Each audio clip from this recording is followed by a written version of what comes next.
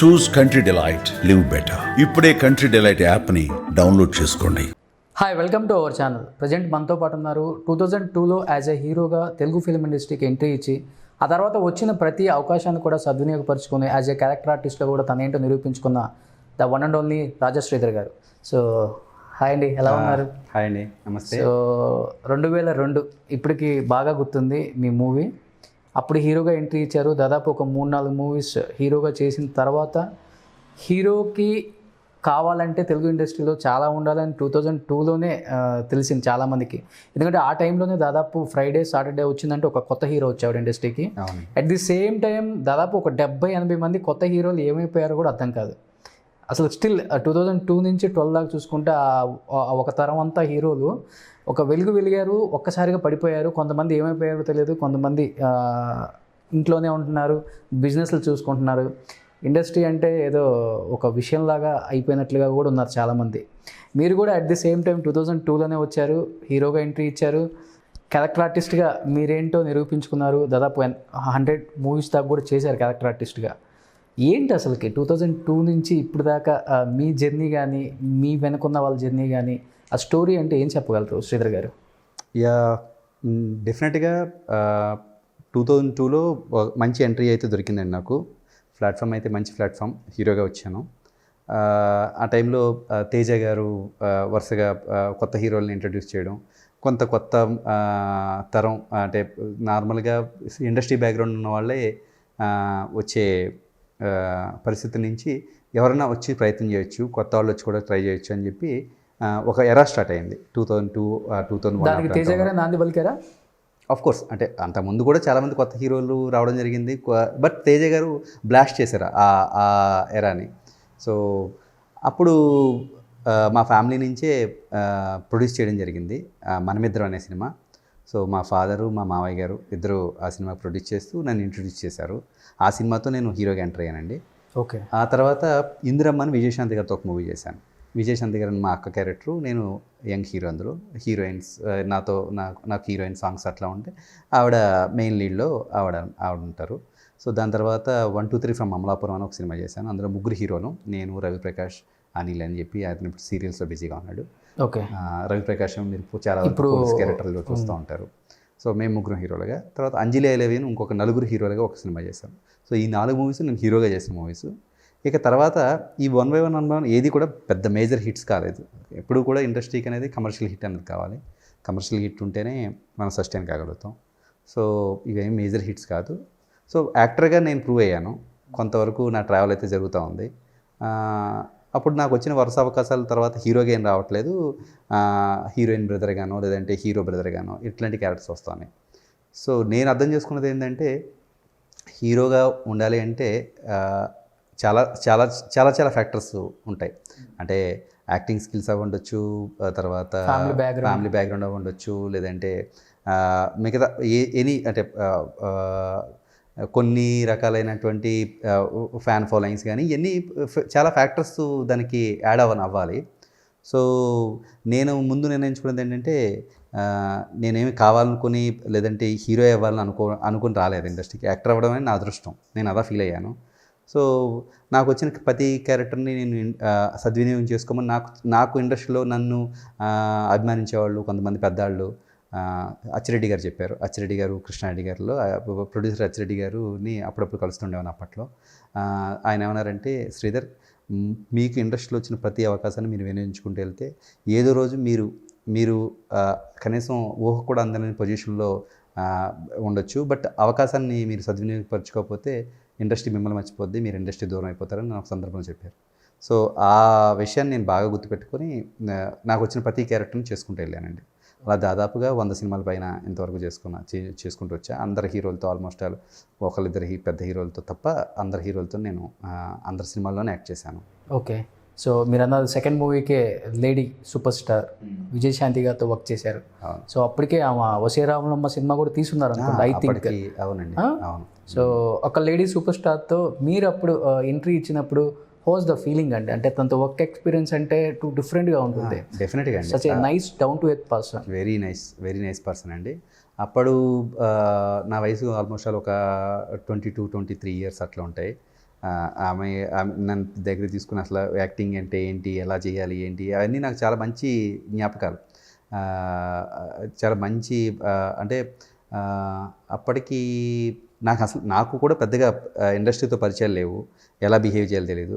అవన్నీ చెప్తూ ఉండేవారు, ఎట్లా ఇండస్ట్రీ పర్సన్స్ ఎట్లా ఉంటారు ఏంటి, మనం ఎలా బిహేవ్ చేయాలి, డౌన్ టు ఎర్త్ ఉండడం వల్ల ఇండస్ట్రీలో ఎలాంటి అవకాశాలు పొందుతావు. అంటే నువ్వు ఎంత టాలెంటెడ్ అయి ఉండొచ్చు, ఇండస్ట్రీకి కావాల్సింది ఒబీడియన్స్ ఒకటి కావాలి, అది ఉంటేనే ఇండస్ట్రీలో మనం 4 కాలాల పాటు మనగలుగుతాం అని చెప్పి అలాంటివన్నీ చెప్తూ ఉండేవారు. అవన్నీ నాకు బాగా గుర్తున్నాయి. సో టాలెంట్ అనేది ఇండస్ట్రీకి ఇంపార్టెంట్ కాదా? టాలెంట్ అనేది ఇంపార్టెంటే, but at the same time కూడా కావాలేమో చాలా వరకు. అతి వినియోగం కాదండి, బట్ ఇక్కడ ఏంటంటే ఫేమ్ వస్తుంది, ఆ ఫేమ్తో పాటు మనకి నెత్తి మీద కొమ్ములు కూడా వస్తాయి. Yeah of course. అవి ఉన్నప్పుడు ఏం చేస్తారంటే మీరు ఎంత టాలెంట్ అయినా కూడా వాళ్ళకి ఆ క్రేజ్ ఉన్నంత వరకు వాడుకుంటారు, తర్వాత తీసి పక్కన పెడతారు. అదే మీరు నిజంగానే మీకు ఒక మంచి పేరుండి ఈయన మనకి అందుబాటులో ఉంటాడు, ఏమంటారంటే మితిమీరిన కోరికలు కోరడు, ఇలాంటివి ఉన్నప్పుడు ఇండస్ట్రీ ఏంటంటే కొన్నిసార్లు మనని కొంత ఎక్కువ లైఫ్ని మనకి ఇండస్ట్రీలో దొరుకుతుంది. లేదంటే ఎప్పుడైతే మన క్రేజ్ కాస్త డౌన్ఫాల్ ఉందో వెంటనే కట్ చేసి పక్కన పెడతారు అనమాట. ఎందుకంటే ఎవరు భరించాల్సిన పని లేదు కదండి.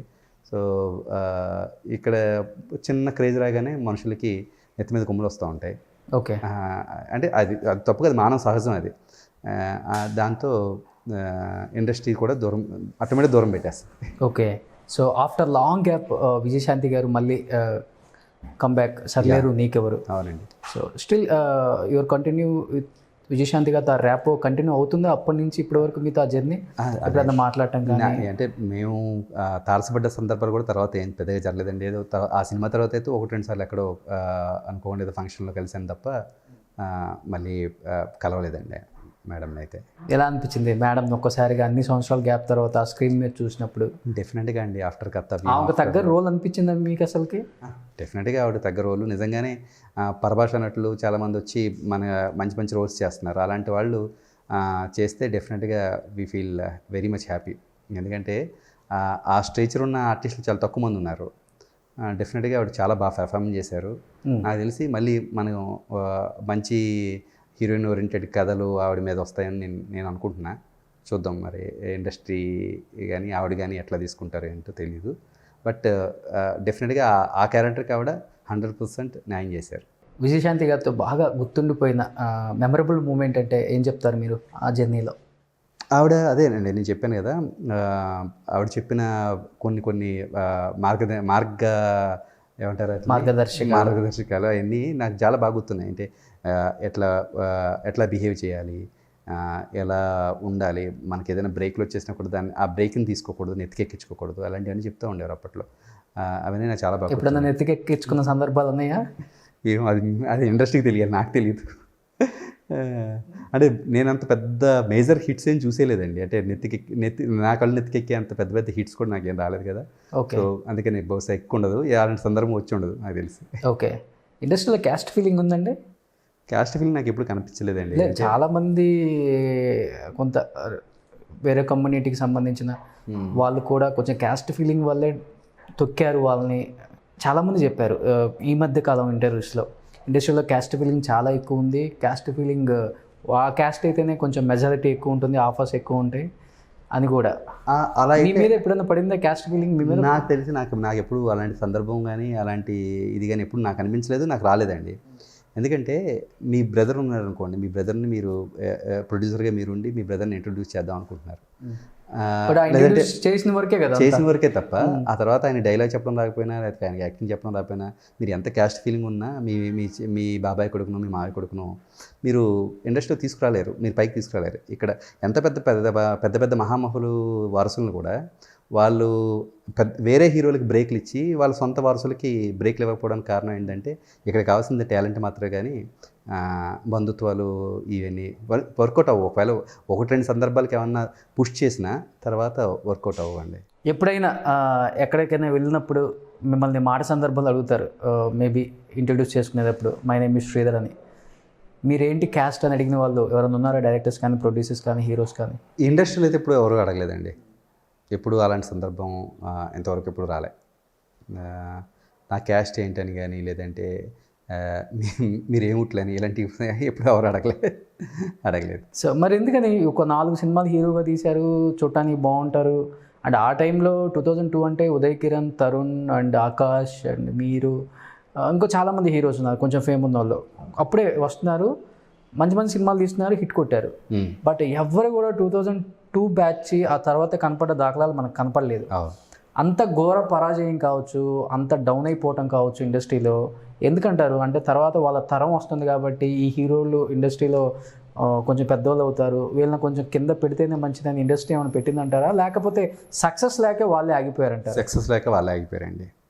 ఇక్కడ ఎవరిని ఆపడానికి ప్రయత్నాలు చేయరు, అలాంటి సందర్భాలు కూడా ఉండవండి. కేవలం ఇక్కడ మాట్లాడేది సక్సెస్. వాళ్ళ గ్రోత్ కేవలం సక్సెస్ అనే దాని మీద ఆధారపడి ఉంటుంది. వాళ్ళు ఎంచుకునే కథలు కావచ్చు, వాళ్ళు ఎంచుకునే డైరెక్టర్స్ కావచ్చు, ప్రొడ్యూసర్స్ కావచ్చు, మేబీ ఒక్కోసారి ప్రొడక్షన్ హౌస్ కూడా చాలా మ్యాటర్స్. ఆ ప్రొడక్షన్ హౌస్ సినిమాని ప్రమోషన్ చేయడంలో కానీ, లేదా డైరెక్టర్స్ కానీ, కథలు కానీ, ఇవన్నీ మ్యాటర్సేనండి. దీంట్లో ఎవరిని తొక్కడానికి ప్రయత్నం చేయరు. ఇంకా ఏదైనా ఒక వ్యక్తి ఎదుగుతున్నారు అంటే వాళ్ళని ఎలా ఎన్కాస్ట్ చేసుకోవాలని ఇండస్ట్రీ చూస్తారు తప్ప వాళ్ళు తొక్కే ప్రయత్నం అయితే ఇండస్ట్రీ చేయదని నా ఉద్దేశం. ఓకే. ఇప్పుడు సపోజ్ మీరు ఏదైనా ఒక మంచి హీరోగా సక్సెస్ కొట్టారనుకోండి, ఇండస్ట్రీలో ఉన్న పెద్ద ప్రొడక్షన్ హౌస్లన్నీ మీతో సినిమా ఎలా చేయొచ్చు, మీతో ఎలా డబ్బు సంపాదించుకోవచ్చు, ఎలా మంచి సినిమా చేయొచ్చు అని ఆలోచిస్తారు తప్ప మిమ్మల్ని తొక్కి వేరే వాళ్ళని ఆ పొజిషన్లో పెట్టాలని ప్రయత్నం చేయదు. సో మరి అలా అనుకుంటే ఇప్పుడు మీకు కనపడుతున్న హీరోలు ఒక స్టార్ ఫ్యామిలీ నుంచి వచ్చిన వాళ్ళు, ఒక స్టార్ ప్రొడ్యూసర్ ఫ్యామిలీ నుంచి వచ్చిన వాళ్ళు తప్ప ఎవరైనా కొత్త హీరో కొంచెం బాగా ఎస్టాబ్లిష్ అయ్యి తీసిన వాడు కనపడుతుంది చూసారు కనపడటం? ఇప్పుడు నాని గారు ఉన్నారు, విజయ్ దేవరకొండ, ఇద్దరు ముగ్గురు పేర్లు తప్ప ఎక్కువ చెప్పగలరా మీరు? అంటే ఆ పేర్లు సరిపోతాయి కదండి. ఇప్పుడు ఆ పేర్లు చాలు. ఆఫ్ కోర్స్ నేను చెప్పేది కూడా అదే. 100 మందిలో 90 మంది బయట వాళ్ళు చెప్పడం వేరు, 10 మంది వీళ్ళున్నారని చెప్పడం వేరు. At least you can take minimum ఒక 10 మెంబర్స్ ఎవరైనా ఉన్నారంటే వేల మీద లెక్క పెట్టగలరా? కష్టపడి పైకి వచ్చాడు, ఇతను ఇండస్ట్రీ లేపింది, ఇతను టాలెంట్ని నమ్మింది అన్న వచ్చిన హీరోలు ఒకరిద్దరు తప్ప ఎవరన్నా స్టార్ ఫ్యామిలీ నుంచి వచ్చిన వాళ్ళు తప్ప మిగతా వాళ్ళు ఎవరైనా ఉన్నారా? అంటే ఉండకపోవడానికి కారణం ఏంటంటే ఇప్పుడు మన వీధిలో మన పక్కింట్లో అయినా లాయర్ గారు అనుకోండి, వాళ్ళ అబ్బాయి లాయర్ని చేస్తారు, డాక్టర్ గారు అయితే డాక్టర్ని చేస్తారు, వ్యాపారస్తుడు అయితే వ్యాపారం పెట్టిస్తారు. సో అలాగా ఇండస్ట్రీలో పుట్టి పెరిగిన వాళ్ళకి ఆ వ్యాపారం తెలుసు ఎలా చేయాలో. సో వాళ్ళ వారసులను కానీ వాళ్ళ పిల్లల్ని కానీ వాళ్ళకి ఎలా ప్రజెంట్ చేసుకోవాలో తెలుసు కాబట్టి వాళ్ళు ఈజీగా సక్సెస్ అవుతారు. ఇప్పుడు నాలాంటి వాళ్ళు బయట నుంచి వచ్చిన వాళ్ళు ఇండస్ట్రీలో పెరగాలంటే మా ఫాదర్కి సినిమా తీయడం తెలుసు తప్ప సినిమాని ఎలా రిలీజ్ చేయడం తెలియదు, సినిమా రిలీజ్ చేసిన తర్వాత ఎలా ప్రమోట్ చేయాలో తెలియదు. సో మా మామయ్య గారు మెయిన్ ప్రొడ్యూసర్గా, మా ఫాదర్ కో ప్రొడ్యూసర్గా చేసిన సినిమాలకి వాళ్ళకి బిజినెస్ ఎలా చేయాలో తెలియదు. అదే రియల్ ఎస్టేట్లో నన్ను ఒక రియల్ ఎస్టేట్ వెంచర్కి ఓనర్ని చేశారనుకోండి, వాళ్ళు నన్ను ఎలా ప్రమోట్ చేయాలి లేదంటే నా చేత వ్యాపారం ఎలా చేయించాలో ఆ సూత్రాలు చెప్పగలిగేవారు. సినిమా కాబట్టి వాళ్ళు నన్ను అలా చేయలేకపోయారు. అలా మీరు వేరే పెద్ద నిర్మాతలు కానీ డైరెక్టర్లు కానీ వాళ్ళ పిల్లల్ని వాళ్ళకి ఎలా ప్రమోట్ చేసుకోవాలో తెలుసు కాబట్టి వాళ్ళు ఈజీగా చేయగలిగారు. థియేటర్స్ లేవని చాలామంది కామెంట్స్ చేయడం చూసాం. థియేటర్స్ ఇవ్వరండి చిన్న సినిమాలు తొక్కేస్తారండి. ఎంతసేపు ఉంది ఆ స్టార్ హీరోలు, ఆ స్టార్ ఫ్యామిలీ, ఆ స్టార్ ప్రొడ్యూసరు, ఆ మెగా ప్రొడ్యూసర్లు అనేవాళ్ళు ఎక్కువ మంది ఉన్నారు. చిన్న హీరోలు కూడా ఈ మధ్య చాలామంది బయట కామెంట్స్ చేశారు. సో వాటి మీద మీ ఒపీనియన్ ఏంటి అసలుకి? అంటే ఇప్పుడు ఇంత ముందులే మనం ఇప్పుడు థియేటర్స్ మీదో లేదంటే ఈ పర్టికులర్ డిస్ట్రిబ్యూటర్స్ మీద వీటి మీద ఆధారపడాల్సిన పని లేదండి. ఇప్పుడు ఓటీటీ ప్లాట్ఫామ్స్ వచ్చాయి, డిజిటల్ ప్లాట్ఫామ్స్ వచ్చాయి. ఒక రకంగా వాళ్ళకి నిజంగా హెల్ప్. నిజంగా మీరు టాలెంట్ అయితే, నిజంగానే మీకు సినిమా అంటే కసి ఉండి, సినిమా అంటే ప్రేమ ఉండి, సినిమాని తాగి సినిమాలోనే పడుకుంటూ సినిమానే తింటాం అనే పర్సన్స్ ఎవరైతే ఉన్నారో వాళ్ళకి ఈరోజు హ్యాపీగా అద్భుతమైన డిజిటల్ ప్లాట్ఫామ్స్ వచ్చాయండి. వాళ్ళ టాలెంట్ అక్కడ ప్రూవ్ చేసుకోగలిగితే డెఫినెట్గా సినిమా మీ వెనక పడుతుంది. సినిమా వెనకాల మీరు పడక్కర్లేదు. మీరు నిజంగానే అద్భుతమైన కథ రచయితో లేదా డైరెక్టర్ లేదంటే అద్భుతమైన యాక్టర్ అయ్యండి, మీరు కష్టపడి ఏదైనా డిజిటల్ ప్లాట్ఫామ్ మీద మీ తాలూకా టాలెంట్ ప్రూవ్ చేసుకోగలిగితే ఆటోమేటిక్ సినిమా ఇండస్ట్రీ మీ వెనకాల ఉంటుంది. అలా వచ్చిన వాళ్ళు ఇవాళ లేటెస్ట్ కమెడియన్స్ కానీ, లేటెస్ట్ డైరెక్టర్స్ కానీ, పెద్ద బ్రేకులు ఇచ్చిన డైరెక్టర్స్ కానీ అందరూ డిజిటల్ ప్లాట్ఫామ్ మీద ప్రూవ్ చేసుకున్నారండి. ఆఫ్ కోర్స్ ప్రూవ్ చేసుకున్నారు కాబట్టి ఇంత ముందులాగా ఛాన్సుల కోసం సినిమా ఇండస్ట్రీ చుట్టూ తిరుగుతూ ఇండస్ట్రీని పని లేదు. చాలామంది ఏమైనా ఫీల్ అవుతారంటే మేము చేసిన సినిమాని రిలీజ్ చేయడానికి కష్టం అవుతుంది, లేదంటే కొందరు చేతుల్లోనే థియేటర్స్ ఉండిపోయేది అని. సో ఇప్పుడు దాన్ని బ్రేక్ చేయడానికి మనకి డిజిటల్ ప్లాట్ఫామ్ వచ్చింది ప్రూవ్ చేసుకోవడానికి. We can prove there. So నిజంగా ఒక మంచి ప్లాట్ఫామ్ అనుకోవచ్చు ఇది. చాలా ఉన్నాయి, అమెజాన్ కావచ్చు, ఏదైనా ఓటీటీలో. ఈవెన్ యూట్యూబ్లో కూడా ప్రూవ్ చేసుకుని సినిమాలు తెచ్చుకునే డైరెక్టర్స్ మనకున్నారు. 2002 బ్యాచ్లో ఎవర్ గ్రీన్ యాక్టర్స్ కూడా ఉన్నారండి మనకి, లైక్ మంచి మంచి హీరోలు. ఉదయ్ కిరణ్ కావచ్చు, ఆకాష్ కావచ్చు, తరుణ్ కావచ్చు, లుకింగ్ వైజ్ కావచ్చు, యాక్టింగ్ వైజ్ కావచ్చు, they done extremely good job. ఎలా ఉండేది వాళ్ళతో ర్యాప్ మీకు, ఉదయ్ కిరణ్తో కానీ? నేను ఈ ఈ ఎవరితో అంటే అప్పుడు నేను కలిసిన సందర్భాలు ఏం లేవండి. ఆ పెద్ద హీరో మీరు చెప్తున్న చాలా మంచి మంచి హిట్లు కొట్టిన హీరోస్తో ఎవరితో కూడా నాకు పెద్ద పరిచయం లేదు. నేను వైజాగ్ సత్యనారాయణ గారి ట్రైనింగ్ తీసుకున్నప్పుడు కేవలం నాకు ప్రభాస్ గారు నా క్లాస్మేట్. అప్పుడు మేమందరం ఒకే ఒకే ఫిల్మ్ స్కూల్ అంటే కదా. అవునండి, ఫిల్మ్ స్కూల్లో క్లాస్మేట్స్ కాబట్టి ఆయన ఒక్కరితోనే నాకు మంచి పరిచయం కానీ మంచి ఫ్రెండ్షిప్ కానీ ఉంది. సో మిగతా వాళ్ళందరితో నాకు పెద్దగా కలిసిన సందర్భాలు చాలా తక్కువ. సో ఎలా ఉంటుంది ప్రభాస్తో ర్యాప్? ఎందుకంటే ఆల్మోస్ట్ సినిమాలలో మీరు ఉంటారు, యాజ్ ఎ బ్రదర్ గాను, యాజ్ ఎ ఫ్రెండ్ గాను, యాజ్ ఎ కజిన్ గాను. ప్రభాస్ ఫిలిం అంటే రాజేష్ శ్రీధర్ ఉంటారు. ఏంటి మీ ఇద్దరు కాంబో కావచ్చు, మీ ఇద్దరు ఫ్రెండ్షిప్ బాండింగ్ కావచ్చు, ఎలా ఉంటుంది అసలు ప్రభాస్తో? దాదాపు మా ఇద్దరిది ఇప్పటికీ 20 సంవత్సరాల నుంచి కొనసాగుతున్న ఒక అందమైన ఫ్రెండ్షిప్ అండి మా స్నేహం. మేము చాలా చాలా క్లోజ్గా ఉంటాం. అండ్ అగైన్ మంచి ఆయన మీ అందరికీ తెలిసింది హీరో, కానీ నాకు తెలిసిన ప్రభాస్ ఏంటంటే నాకు ఒక మెంటర్, నాకు ఒక ఇన్స్ట్రక్టర్, నాకు ఒక ఇన్స్పిరేషన్. ఇవన్నీ నాకు ప్రభాస్ అండి. ఎందుకంటే మామూలుగా పెద్ద హీరోస్ వాళ్ళ ఫ్రెండ్స్ అంటే వెళ్ళడం, లేదంటే పార్టీస్కి వెళ్ళడం, లేదంటే హ్యాపీగా ట్రిప్లకి వెళ్ళడం ఇలాంటివి ఉంటాయి.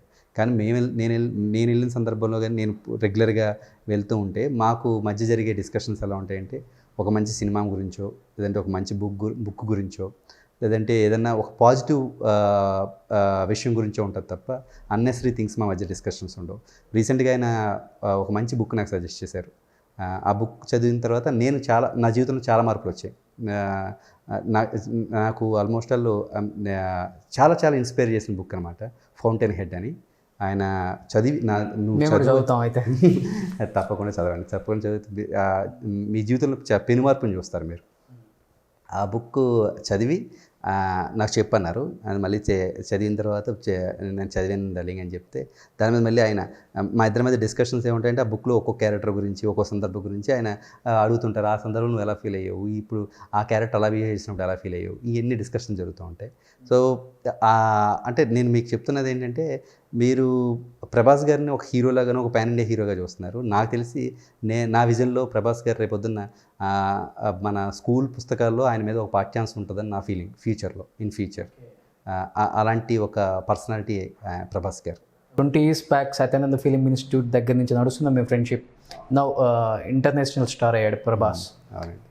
ఎలా అనిపిస్తుంది ఆ జర్నీ? అంటే మీకు అప్పుడు అనిపించింది యాజ్ మీరిద్దరు ఒక ఫిలిం యాక్టింగ్ స్కూల్లో నేర్చుకుంటున్నప్పుడు ప్రభాస్ ఇంత ఓకే స్టార్ హీరో అవుతాడు, ఎందుకంటే కృష్ణరాజు ఉన్నాడు, కృష్ణరాజు వారసత్వం కాబట్టి ఆయన యంగ్ రెబల్ స్టార్ అవుతారు, అది ఓకే కామన్. బట్ ఈరోజు ఇంటర్నేషనల్ స్థాయికి ఎదిగాడు. How do you feel? ఒక ఫ్రెండ్గా ఎలా ఫీల్ అవుతున్నారు, ఇంత స్థాయికి వెళ్ళాడు నా ఫ్రెండ్ అని? చాలా చాలా ప్రౌడ్గా ఫీల్ అవుతామండి. ఎందుకంటే సాధారణంగా ఒక హీరో అనగానే డెఫినెట్గా జనాల నుంచి లేదంటే ఫ్యాన్స్ నుంచి అట్రాక్షన్ అయ్యి ఉంటాయి. ఒక సందర్భంలో వాళ్ళు కెన్యా అక్కడికి వెళ్ళారు, ఆఫ్రికన్ కంట్రీకి. అక్కడ వీళ్ళు వెరీ నోటీస్, అంటే మనం యాజ్ ఏ టూరిస్ట్గా వెళ్తుంటారు కదా, టూరిస్ట్కి వెళ్ళినా కూడా మనం ఆ లోకల్ గవర్నమెంట్కి మనం నోటీస్ ఏమి ఇవ్వం.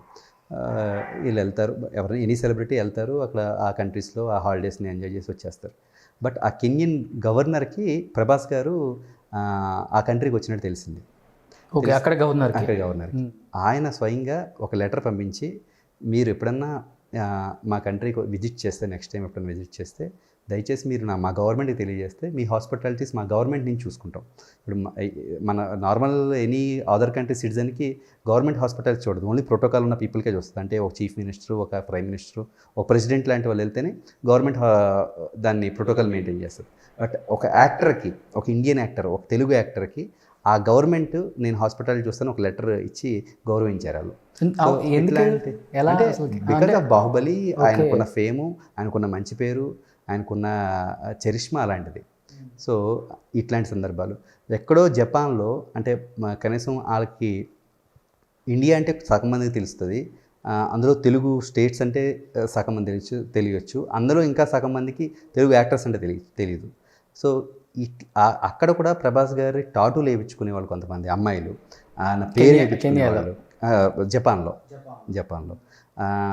పేరు వేయించుకునే వాళ్ళు, లేదంటే ఆయన ఫేస్ని, లేదంటే ఆయన ఇదిను చేతుల మీద, లేదంటే నెక్ మీద అట్లా ఆయన పేర్లు వేయించుకున్న బొమ్మలు వేయించుకున్న సందర్భాలు, లేదా వాళ్ళ పిల్లలకి ప్రభాస్ పేరు పెట్టుకున్న జపాన్ ఫ్యాన్స్, ఇట్లాంటివన్నీ చూస్తూ ఉంటే ఆల్మోస్ట్ వాళ్ళు బూజ్ బంప్స్ వస్తాయన్నమాట. ఓకే, ఇవన్నీ ప్రభాస్కి తెలుసా? అయ్యో ఎందుకు అంటే ఇప్పుడు మనకి సోషల్ మీడియా వచ్చేసింది కదండి, అది ప్రతిదీ నోటీస్లోకి తెలుస్తూ ఉంటాయి.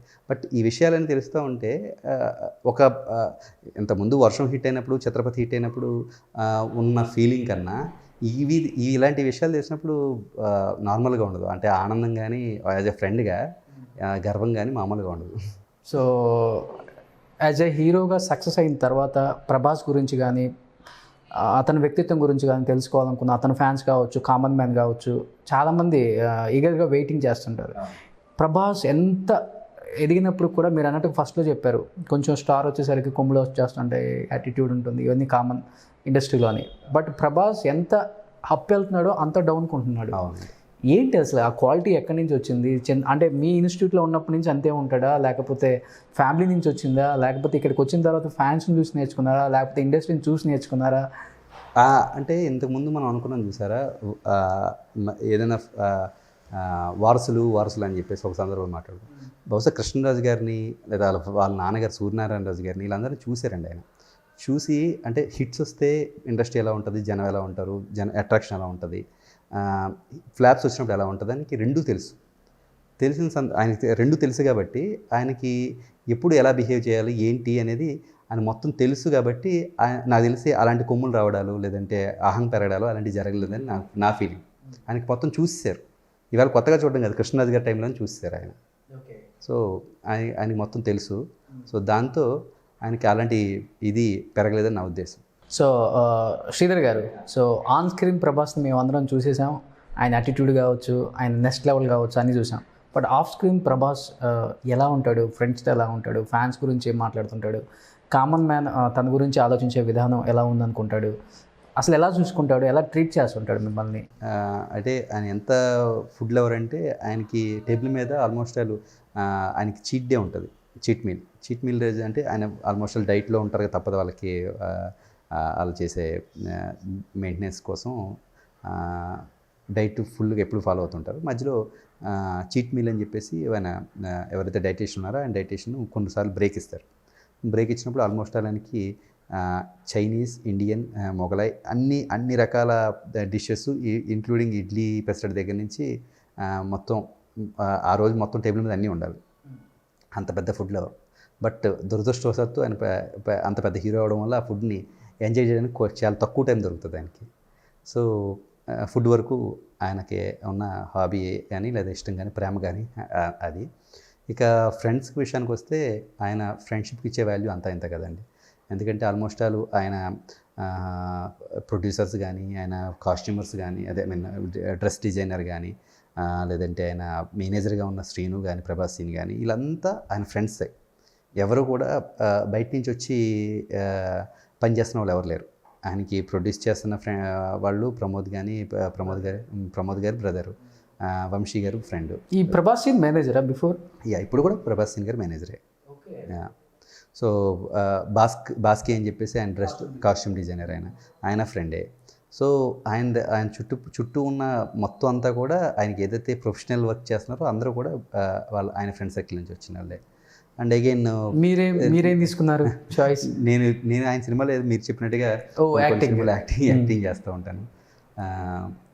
అగైన్ నాకు కూడా కొన్ని ప్రొడక్షన్ సైడ్ చిన్న వర్క్లు ఏమైనా ఉంటే నాది ఫ్లయింగ్ కలర్స్ యాడ్స్ అని చెప్పి నేను యాడ్ ఫిల్మ్ ఏజెన్సీ రన్ చేస్తున్నానండి.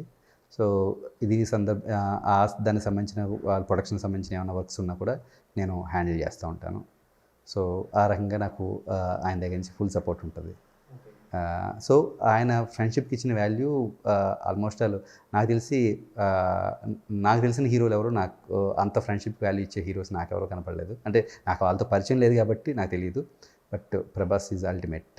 బట్ ప్రభాస్ శ్రీను మేనేజర్గా ఉండి కూడా ప్రభాస్ శ్రీను అని పేరు తెచ్చుకొని ఇండస్ట్రీలో యాజ్ ఎ కమెడియన్గా కూడా టాప్లో ఉన్నాడు. ఎస్ మీరు ఎందుకని ప్రభాస్ శ్రీధర్ అని అనిపించుకున్నారు? రాజా శ్రీధర్ గానే ఉండిపోయారు. అది అదృష్టం అందరికీ ఉండదు, అది ప్రభాస్ దీనికే దక్కింది అది. ఆయన తను ముందు నుంచి కొన్ని రోజులు మేనేజర్ వర్క్ చేసేసరికి ఇండస్ట్రీలో ప్రభాస్ శ్రీని అని నానుడిలోకి వెళ్ళిపోయింది. ఓకే, బట్ ప్రభాస్ యాక్టర్ని చేసింది ఎవరు? ప్రభాసేనా? అవునండి. అంటే తను అంతకుముందు మా ఇన్స్టిట్యూట్లో మేము అందరం ఫ్రెండ్స్. ప్రభాస్ సింగ్ కూడా మా ఇన్స్టిట్యూట్ ఫ్రెండే. తన యాక్టింగ్ దాంట్లోనే అక్కడే మేము అందరం పరిచయం ఒకరికొకరు. సో ఆల్మోస్ట్ నాకు తెలిసి ప్రభాస్ గారి సినిమాలతోనే పరిచయం అయ్యాడా, లేదంటే శ్రీని కొన్ని సినిమాలు అంతకుముందు ఏదో చిన్న చిన్న సీరియల్స్లో కూడా యాక్ట్ చేశాడు. సో తనకైతే చిన్న అనుభవం ఉంది. అండ్ అగైన్ ఆయన సినిమాలో యాక్ట్ చేయడంతో ఇంకా మంచి పేరు వచ్చింది. సో ఇప్పుడు మేనేజర్గా కన్నా కూడా యాక్టర్గా ఎక్కువ బిజీగా ఉన్నాడు ప్రభాస్ శ్రీను. మరి స్టిల్ గోయింగ్ అని యాజ్ ఎ మేనేజర్గా కూడా చేస్తున్నారు. యాక్చువల్లీ ఆయనతో పాటు ఇప్పుడు ఆయన వర్క్స్ చూసుకుంటున్నాడు, అగైన్ వేషాలు చేస్తున్నాడు.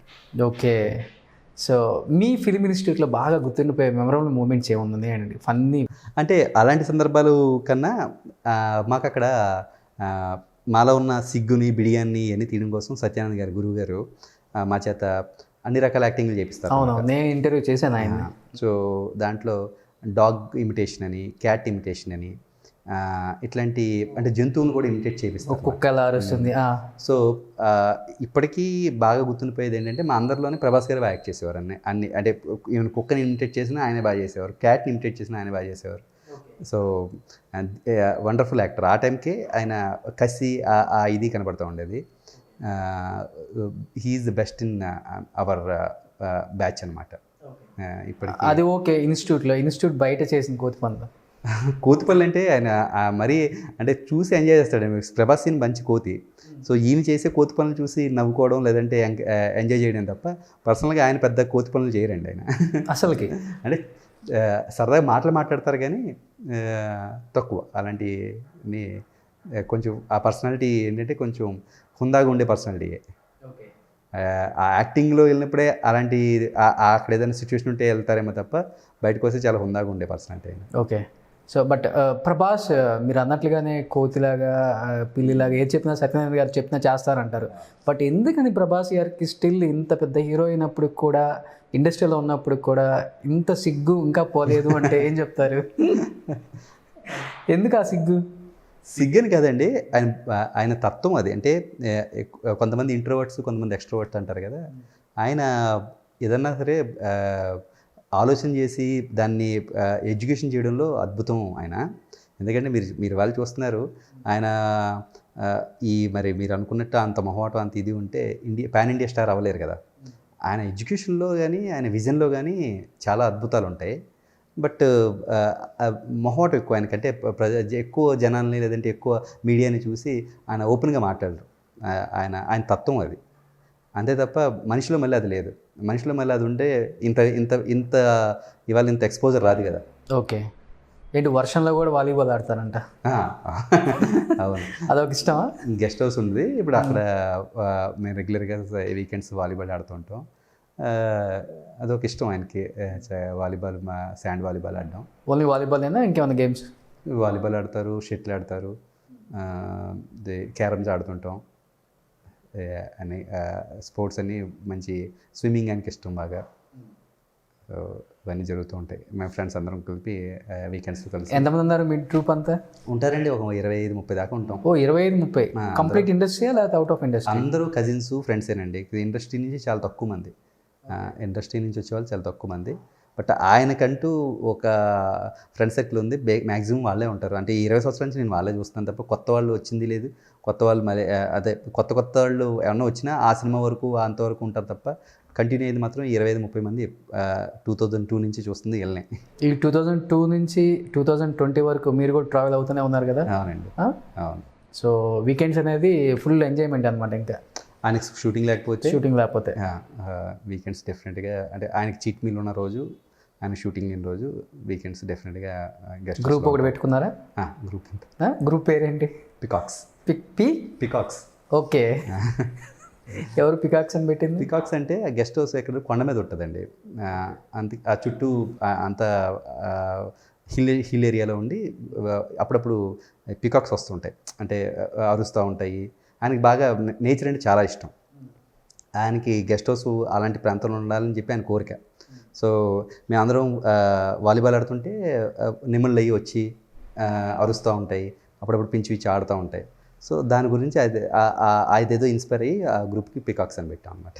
పర్సనల్గా ఫ్రెండ్స్ దగ్గర పార్టీస్లో కానీ ఇలా వీకెండ్స్ కలిసినప్పుడు కానీ ఎప్పుడన్నా ఎమోషనల్గా బాధపడిన సందర్భాలు ఉన్నాయా ప్రభాస్? అంటే ఐ మీన్ తన ప్రొఫెషన్ గురించి కాదు, బయట ప్రొఫెషన్. ఎందుకంటే ప్రభాస్కి చలించే గుణం ఎక్కువ ఉంది.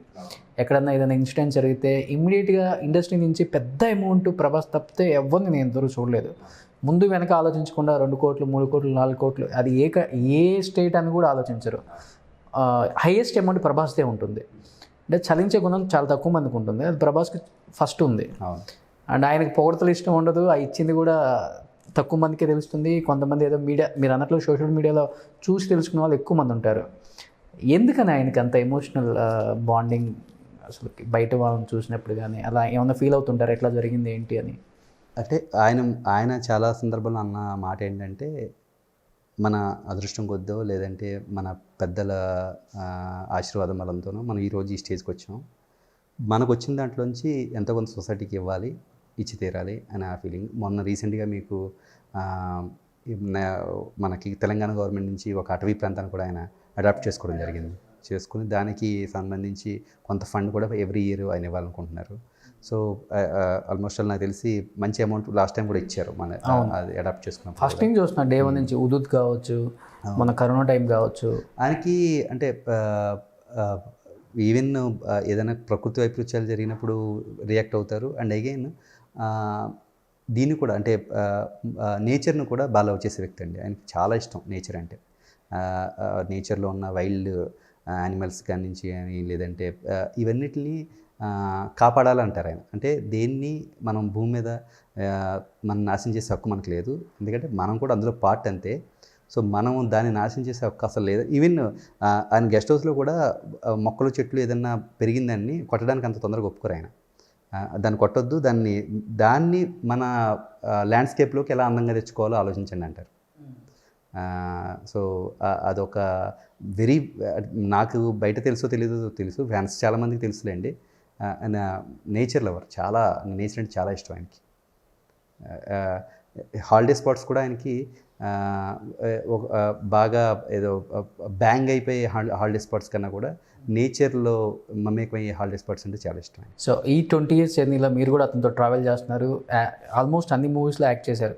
పౌర్ణమిలో యాజ్ ఏ బ్రదర్గా ఉన్నారు, డార్లింగ్లో కావచ్చు, ఒక్కొక్క మూవీలో ఒక్కొక్క డిఫరెంట్ క్యారెక్టర్ మీరు కూడా వేస్తున్నారు. సో ఈ 20 yearsలో మీ ఇద్దరు ఒకే యాక్టింగ్ ఇన్స్టిట్యూట్ నుంచి వచ్చారు కాబట్టి తన దగ్గర నుంచి మీరేం తెలుసుకున్నారు ఇంటర్నేషనల్ స్టార్ అయిన తర్వాత, లేకపోతే మీ దగ్గర నుంచి తనేం తెలుసుకున్నాడు? ప్రొఫెషనల్గా కానీ పర్సనల్గా కానీ ప్రభాస్ మీకు ఎలాంటి హెల్ప్ ఉందా? నేను చెప్పాను కదండి, తన దగ్గర నుంచి నేను నేర్చుకున్నది చాలా ఉంది.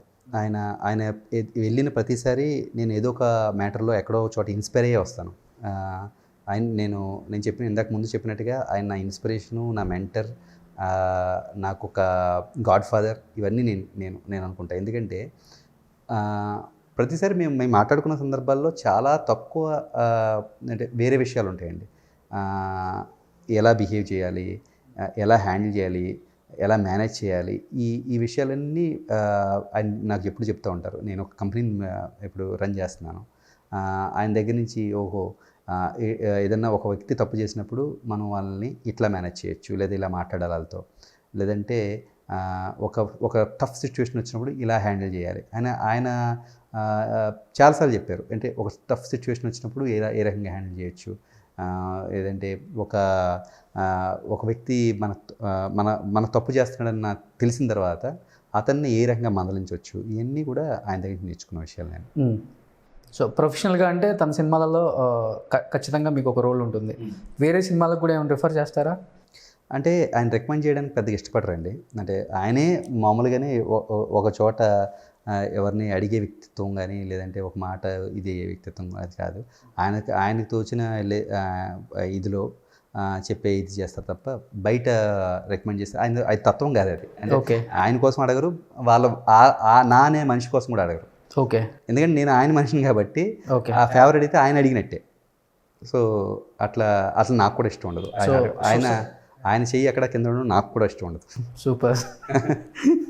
ఆయన చెయ్యి ఎప్పుడు ఇలానే ఉంటుందా అలాగే బాహుబలి? అవును. సో సొసైటీలోనే ఏదైనా ఇన్సిడెంట్ జరిగితే వెంటనే రియాక్ట్ అయ్యే ప్రభాస్, అలాంటిది మీలాంటి ఫ్రెండ్స్కి అండ్ 20 years నుంచి హార్డ్ కోర్ ఫ్రెండ్స్ అనుకోవచ్చు, హార్డ్ కోర్ ఫ్యాన్ అనుకోవచ్చు మీరు. అవునండి. సో మీకు ఏదైనా పర్సనల్ లైఫ్లో ప్రాబ్లం ఉంది యాజ్ ఏ ఫైనాన్షియల్గా కావచ్చు, ఫ్యామిలీ సపోర్ట్ కావచ్చు, ఇలాంటి ఏమన్నా వచ్చినప్పుడు తనతో చెప్తారా, లేకపోతే తను ఏమైనా సపోర్ట్ చేస్తుంటారా మీకు?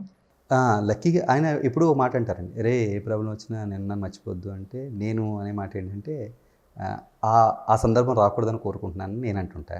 ఓకే, మీ 25 గ్రూప్ ఎవరైనా కానీ ఆ సందర్భం అరే చెప్పేది ఏంట్రా, రాకూడదని నేను కోరుకుంటున్నాను, బట్ వస్తే నేనున్నాను అన్న మాట మాత్రం ఎప్పుడు చెప్తారు.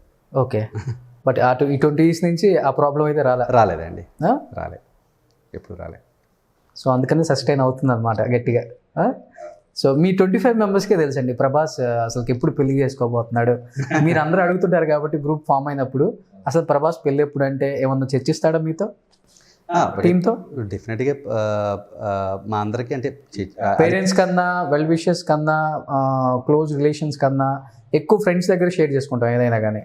మా 25 మందికి లేదా మా 30 మందికి కూడా ఆయన పెళ్లి చూడాలని కోరిక ఉంది. బట్ అది ఎప్పుడు అనేది ఆయనే చెప్పాలి, ఎందుకంటే అది వెరీ వెరీ పర్సనల్ కాబట్టి మా అందరికీ కోరిక. అందరూ కామెంట్ చేసుకుంటూ ఉంటారు కదా, పెళ్ళి ఎప్పుడు చేసుకుంటారు, పెళ్ళి ఎప్పుడు చేసుకుంటావు అని. అట్లా ఏమన్నా చెప్తుంటారా చేసుకునేది ఎప్పుడు అని? మాతో కూడా ఏం చెప్పలేదండి ఇంతవరకు. మేమందరం కూడా వెయిటింగ్ అదే. మరి అడగొచ్చు కదా మీరు టీంలో ఉన్నప్పుడు.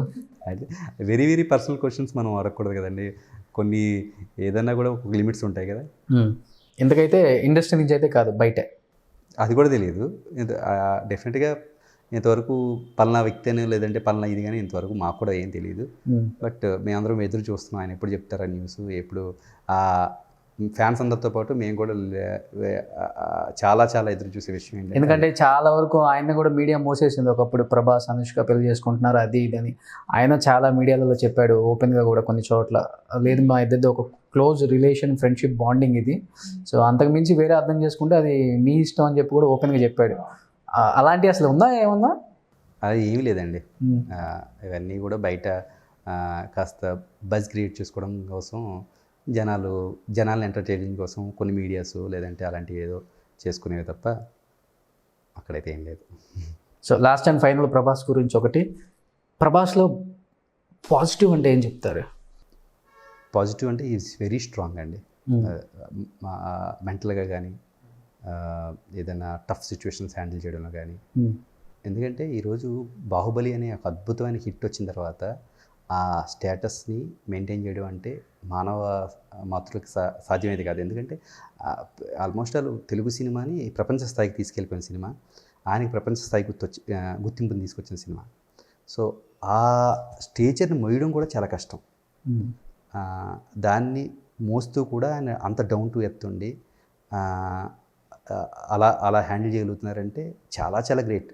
ఎందుకంటే అంటే నాకు తెలిసి మాంగ్స్కు, ఋషులకు, ఇట్లాంటి వాళ్ళకి ఎంత పవర్స్ వచ్చినా కూడా నార్మల్గా ఉంటారు. మామూలు మనుషులకి అంటే రోజు ఉప్పు కారం తింటూ నార్మల్ లైఫ్ని గడిపే వాళ్ళకి దాన్ని హ్యాండిల్ చేయడం చాలా కష్టం. దాన్ని హ్యాండిల్ చేస్తున్నారంటే నేను ఇంతకుముందు అదే చెప్పాను, ఆయనకున్న మెంటల్ ఎబిలిటీస్ కానీ, ఆయన ఉన్న తెలివితేటలు, లేదంటే ఆయనకున్న విజన్, ఇవన్నిటికీ రేపొద్దున్న మనం మన పిల్లల పాఠ్యపుస్తకాల్లో ఆయన గురించి పాఠం చూస్తామని చెప్పి అంటున్నాను. అందుకే నాకు తెలిసిన ప్రభాస్ వేరు, ఆయన విజన్ వేరు, ఆయన తాలూకా ఆలోచన విధానాలు వేరు. సో దాంతో నేను చెప్తున్నాను, ఆయన రేపొద్దున్న చేసే విషయాలకు కానీ లేదంటే విధికి కానీ మనం మన పిల్లల పాఠ్యపుస్తకాల్లో ప్రభాస్ గురించి పాఠం చూస్తాం. సో నెగిటివ్ పాయింట్ కూడా ఉంటుంది కదా ఏ మనిషికైనా కానీ. నెగిటివ్ పాయింట్స్ అయితే నేను ఎప్పుడు ఏ సందర్భంలో చూడలేదండి. ఆయన నుంచి ఇప్పుడు పాజిటివ్నే చూశాను, దాన్ని నేర్చుకున్నాను. అంత మనుషులకు తొందరగా నమ్మేయటం ఇలాంటి నెగిటివ్ పాయింట్స్ కూడా ఉంటుంటాయి కదా. ఆయన పర్సన్ చూసి ఆ పర్సన్ ఏంటి అని ఇది చేసే ఇది ఉందండి ఆయన దగ్గర. అంటే ఒక 1 hour 2 hours స్పెండ్ చేస్తే మనం ఏంటో ఆయన తెలిసిపోద్ది. ఓకే, సో నెగిటివ్ పాయింట్స్ లేవన్నమాట. సో ప్రభాస్ చూస్తారు నెగిటివ్ పాయింట్స్ చెప్పట్లేదు అంతే కదా. ఆఫ్కోర్స్ అనుకోని అలాగే అనుకోండి. ప్రభాస్ చూడక్కలేదండి, ప్రభాస్ ఫ్యాన్స్ చూసినా చాలు. సో ఇప్పటికి అలాంటి ఫ్యాన్స్ ఉన్నారంటారా? ఒకప్పుడు ఉన్నారు కానీ ఇప్పుడు ఉన్నారా? ఉన్నారండి, ఆయనకైతే ఉన్నారు. నేను ఏదో సందర్భంలో గుజరాత్ ఏం వెళ్ళాను. చెప్తుంటారు అసలు ఫ్యాన్స్ గురించి? ఆయన చాలా ఎంతలా మోసేస్తున్నారు కదా ఫ్యామిలీని కానీ. ఆయన చాలా బాధ్యతగా వ్యవహరించేది ఏంటంటేనండి, ఆయన ఏదైనా పొరపాటున ఒక చిన్న స్టేట్మెంట్ ఏదైనా ఇచ్చినా, లేదంటే ఏదైనా సందర్భంలో గొప్పని మాట్లాడితే అది ఫ్యాన్స్కి రాంగ్గా వెళ్ళిపోతుందని చాలా చాలా జాగ్రత్తగా ఉంటారు ఆయన. ఓకే. ఏదన్నా ఒక విషయం మాట్లాడాలనుకున్నప్పుడు ఒక్కొక్కసారి ద్వంద్వద్దాలు వస్తాయి. ద్వంద్వద్దాలు వచ్చి ఫ్యాన్స్ ఇంకో రంగా తీసేసుకుంటారేమో అని ఆయన తక్కువగా మాట్లాడడానికి, లేదంటే చాలా క్యాల్కులేటెడ్గా మాట్లాడడానికి, బ్యాలెన్స్గా మాట్లాడడానికి కూడా అలాంటి పెద్ద వ్యక్తులకి చాలా బాధ్యతాయుతంగా ప్రవర్తించాలి. అసలు స్టేట్మెంట్లో ఇవ్వడానికి అది వేరే విషయం. ఒకళ్ళు ఇచ్చినా కూడా చాలా బాధ్యతాయుతంగా ఎందుకు ఇస్తారంటే ద్వంద్వార్థాలతో ఎక్కడన్నా ఫ్యాన్స్కి ఇదవుతారేమో అని చెప్పేసి ఆయన ఆ విషయంలో చాలా జాగ్రత్తగా ఉంటారు. సో ప్రభాస్ గారు ఏదైనా సినిమా రిలీజ్ ఉండి ఏదో ఆ ప్రమోషన్లో చూడటం తప్పితే మిగతా టైంలో ఎక్కడ మీడియాలో చూడటం అంటే ప్రభాస్ని ఇంపాసిబుల్ అది. అవును. కమింగ్ టు ఇప్పుడు మీరు ఫ్లయింగ్ కలర్స్ కూడా నడుపుతున్నారు. ఐ థింక్ కొన్ని పొలిటికల్ యాడ్స్ కూడా చేశారని నేను విన్నా. పొలిటికల్ యాడ్స్ కానీ కూడా కమర్షియల్ యాడ్స్ ఎక్కువ చేసాం. ఓకే. కమర్షియల్ యాడ్స్, తర్వాత కొన్ని కార్పొరేట్ ఫిల్మ్స్, అట్లానే కాన్సెప్ట్ వీడియోస్ కూడా చేస్తాం. కాన్సెప్ట్ వీడియోస్ అంటే మనకి సాధారణంగా గాంధీజీ గారి గురించో, అబ్దుల్ కలాం గారి గురించో, లేదంటే మోడీ గారి గురించో మనం యూట్యూబ్లో క్లిక్ చేసినా, లేదంటే ఏదైనా మీడియా ఛానల్ క్లిక్ చేసినా వాళ్ళ గురించి మంచి మంచి ఆర్టికల్స్ వస్తాయి. ఓకే. బట్ మన లైఫ్లో మన ఇన్స్పైర్ చేసిన వ్యక్తులు, మన గురువులు కావచ్చు, మన తల్లిదండ్రులు కావచ్చు, లేదా మన తాతగారు, అమ్మమ్మ, ఇట్లాంటి వాళ్ళు మన ఫ్యామిలీ మెంబర్స్, మన చుట్టూ మనకి ఇష్టమైన వ్యక్తులు మనల్ని ఒక స్టేజ్కి తీసుకురావడానికి వాళ్ళ కృషి కానీ, వాళ్ళ త్యాగాలు కానీ చాలా ఉంటాయి. వాళ్ళ మీద డాక్యుమెంటరీస్ కానీ, లేదంటే వీడియోస్ కానీ ఉండవు. నేను ఫ్లయింగ్ కలర్స్ నుంచి ఇచ్చే కాన్సెప్ట్ వీడియోస్ ఏంటంటే మీ తల్లిదండ్రులకైనా లేదా మీ గురువులకైనా మీకు ఇష్టమైన లీడర్స్ గురించి కానీ మీ అభిమానంతో మీరు ఒక వీడియోని ప్రజెంట్ చేయొచ్చు. ఆ వీడియోలో ఏముంటుందంటే వాళ్ళ పుట్టుక దగ్గర నుంచి వాళ్ళు చదువుకున్న బడి, అమ్మఒడి, వాళ్ళ ఉద్యోగం, వాళ్ళ ఎదుగుదల, ఇవన్నీ వస్తూ ఒక డాక్యుమెంటరీ, ఒక బయోగ్రఫీ వీడియో లాగా. ఈ కాన్సెప్ట్ వీడియో అనే దాంట్లో మనకి ఇష్టమైన తల్లిదండ్రులకు కానీ, లేదంటే గురువులకు కానీ, లేదంటే మనం నచ్చిన లీడర్స్ కానీ, ఇలాంటి వాళ్ళకి అంటే సొసైటీలో అద్భుతమైన గుర్తింపు లేకపోయినా మన కోసం ఎన్నో త్యాగాలు చేసి వాళ్ళ లైఫ్ని సాక్రిఫైస్ చేసిన మనకి ఇష్టమైన వ్యక్తులు ఉంటారు, లేదంటే మన ఇన్స్పైర్ చేసిన వ్యక్తులు ఉంటారు. వాళ్ళ కోసం ఒక మంచి వీడియోని బయోగ్రఫీ వీడియోలో ప్రజెంట్ చేసే ఒక లైఫ్ ఈజ్ బ్యూటిఫుల్ అనే ఒక కాన్సెప్ట్ని మేము తీసుకొచ్చాం. ఓకే. దాని మీద కొన్ని వీడియోస్ ఆల్రెడీ చేశాను. ఇప్పుడు ఆల్రెడీ కొన్ని ప్రాజెక్టులు జరుగుతున్నాయి. కొన్ని ఎన్ఆర్ఐస్ కానీ, లేదంటే ఒక మంచి బయట లెవెల్కి వచ్చిన ఒక డాక్టర్ కానీ, నా ఫ్రెండ్స్ కొంతమంది ఉన్నారు, మంచి డాక్టర్ తను, వాళ్ళ మదర్ ఒక నర్స్. సో ఆవిడ ఎన్నో సాక్రిఫైస్ చేసుకుంటూ తను డాక్టర్ చేసింది ఆ అబ్బాయిని. ఓకే. సో వాళ్ళ మదర్ మీద ఒక బయోగ్రఫీ వీడియో చేస్తున్నాం. సో ఇట్లాంటి వీడియోస్ మేము ఫ్లయింగ్ కలర్స్ నుంచి లైఫ్ ఈజ్ బ్యూటిఫుల్ అనే కాన్సెప్ట్తో లైక్ ఒక షార్ట్ ఫిల్మ్స్ లాగా. షార్ట్ ఫిల్మ్స్ వాళ్ళ ఫ్యామిలీలో ఆ ఫిల్మ్ ఇన్సిడెంట్స్, ఒక ఏదైనా సందర్భం వాళ్ళ మదర్ది 60th బర్త్డే 70th బర్త్డే ఉంటుంది, లేదంటే వాళ్ళ మదర్ది ఫాదర్ది షష్టిపూర్తి ఉంటుంది. ఆ సందర్భంలో వాళ్ళు ఆ వీడియోని ప్రజెంట్ చేసుకుంటారు, చుట్టాల మధ్య, రిలేషన్స్ మధ్య, ఫ్రెండ్స్. ఎందుకంటే ఒక యాక్టర్గా ఉండి ఇలా ఒక యాడ్ నడుపుతుంది అంటే ఎందుకంటారు? అంటే యాజ్ ఎన్ యాక్టర్గా నేను సినిమాలు చేస్తూ ఉన్నాను, వెళ్తూ ఉంది. బట్ నాకు ఒక ప్యాషన్ ఉంది. నేనంటూ ఒక బిజినెస్ని ఎస్టాబ్లిష్ చేయాలి. ఈ 18 సంవత్సరాల జర్నీలో దీనికి ఫుల్ ప్రభాస్ సపోర్ట్ ఉంటుందా? డెఫినెట్గా ఆయన సపోర్ట్ ఉంటుంది. అండ్ అగైన్ నాకు ఒక ప్యాషన్ ఉంది, నేనేదో ప్రూవ్ చేసుకోవాలి ఒక క్రియేటివ్ దీనిలో అని చెప్పి. సో దా ఐడియాలో నుంచి ఆ ప్యాషన్ నుంచి వచ్చింది ఫ్లయింగ్ కలర్స్. ఎందుకంటే యాక్టింగ్ సైడ్ ఉన్న వాళ్ళు ఎక్కువగా కొంచెం మనీ వచ్చే బిజినెస్ సైడ్ వెళ్తుంటారు. కన్స్ట్రక్షన్ అని, రియల్ ఎస్టేట్ అని, పబ్స్ అని, హబ్స్ అని ఏదేదో వెళ్తుంటారు. మీరు కంప్లీట్గా మళ్ళీ దీంట్లోనే వచ్చి చేయటం వల్ల మెయిన్ రీజన్ ఏంటని? అందుకని నా ప్యాషన్ ఇదండి. అంటే నేను నాకు 18 సంవత్సరాల నుంచి నాకు తెలిసింది ఏంటంటే ఇండస్ట్రీయే. నాకు ఉన్న ఫ్రెండ్స్ ఇండస్ట్రీ పర్సన్సే, డైరెక్టర్లు అవ్వచ్చు, లేదంటే కెమెరామెన్లు అవ్వచ్చు, లేదంటే మిగతా టెక్నీషియన్స్ అవ్వచ్చు. వీళ్ళ మధ్యలోనే పెరిగాను ఈ 18 సంవత్సరాల నుంచి. అంటే నాకు తెలిసి నేను 21 ఇయర్స్కి వచ్చాను. ఆల్మోస్ట్ 21 ఇయర్స్ తర్వాత ఇప్పుడు నాకు 40 ఇయర్స్. ఈ మధ్య జర్నీలో జరిగిందంతా నా చుట్టూ ఉన్నదంతా కూడా ఈ క్రియేటర్సే, నన్ను ఇన్స్పైర్ చేసిన పీపుల్ వెళ్ళే. సో ఇక్కడే నేను ఏదైనా ఇక్కడ ఒక వర్క్ని నేర్చుకున్నాను, ఆ వర్క్లోనే ప్రూవ్ అవ్వాలి. సో దాంతోనే నేను పెట్టింది ఫ్లయింగ్ కలర్స్ అనే సంస్థ. దీంట్లో ఆల్మోస్ట్ ఒక 100 యాడ్ ఫిల్మ్స్ పైన చేశాను. వైసీపీ టీడీపీ కూడా కొన్ని చేశారనుకుంటా, చేయలేదు. పార్టీ సంబంధించి చేయలేదండి. నేను చేసినవి కమర్షియల్సే. కొన్ని మొబైల్ స్టోర్స్ కావచ్చు, పెస్టిసైడ్స్ కంపెనీస్ అవ్వచ్చు, లేదంటే ఇంకా క్లాతింగ్ కైండ్ ఆఫ్ స్టోర్స్ అవ్వచ్చు, ఇట్లాంటి చాలా. ఎలా ఉంటాయి ప్రాఫిట్స్ యాడ్ ఏజెన్సీలో? ప్రాఫిట్స్ ఒకసారి నా అకౌంట్ బుక్స్ అవి తీసుకొచ్చి మీకు చూపిస్తాను, అప్పుడు మాట్లాడతాను. ఓకే, డెఫినెట్గా. సో డెఫినెట్గా. So are you happy? I'm very much happy. Then okay, no need. So ఇది ఒక పార్ట్ టైం అండ్ ఫైనాన్షియల్గా కూడా ఎస్టాబ్లిష్ అవ్వచ్చు. అవునండి, అంటే ఒక రకంగా పార్ట్ టైం కూడా కాదు, ఫుల్ టైం నేను ఇప్పుడు ఫ్లయింగ్ కలర్స్లో ఉంటున్నాను. అండ్ అగైన్ మధ్య మధ్యలో మూవీస్ ఏమైనా వస్తే చేసుకుంటూ వెళ్తా ఉన్నాను అనమాట. ఓకే. ఇప్పుడు ప్రజెంట్ శ్రీకరం అనే మూవీ శర్వానంద్ గారి ఒకటి చేస్తున్నాను. భవ్య క్రియేషన్స్ నితిన్ గారి హీరోగా ఒక మూవీ చేస్తున్నాను. సో చంద్రశేఖర్ గారిది. సో కొన్ని అట్లా ప్రాజెక్ట్స్ ఉన్నాయి. అట్ ద సేమ్ టైం నా కార్పొరేట్ ఫిల్మ్స్, యాడ్ ఫిల్మ్స్ జరుగుతున్నాయి. ఎందుకు ప్రభాస్ శ్రీధర్ గారు, సారీ రాజా శ్రీధర్ గారు? వెరీ మచ్ హ్యాపీ మీరు అట్లా చెప్తే. సో మీకు ఇప్పటి నుంచి నేమ్ వచ్చేస్తుంది అయితే ప్రభాస్ శ్రీధర్ అనే. ఇంకా మళ్ళీ ప్రభాస్ ఇన్ పోటీకి వచ్చేస్తాడు, మీ ఇష్టం. అదే రెండిట్లో శ్రీ ఉన్నాయి, శ్రీను శ్రీధర్, మీరు ఎవరు పిలుస్తున్నారో అర్థం కాదు. అదే ప్రభాస్ శ్రీధర్ వచ్చేస్తుంది ఇంకా. సో ప్రభాస్ శ్రీధర్ గారు చెప్పండి. సో ఆల్మోస్ట్ అందరూ పెద్ద పెద్ద హీరోలతో కూడా వర్క్ చేసి ఉన్నారు, 1 or 2 తప్ప.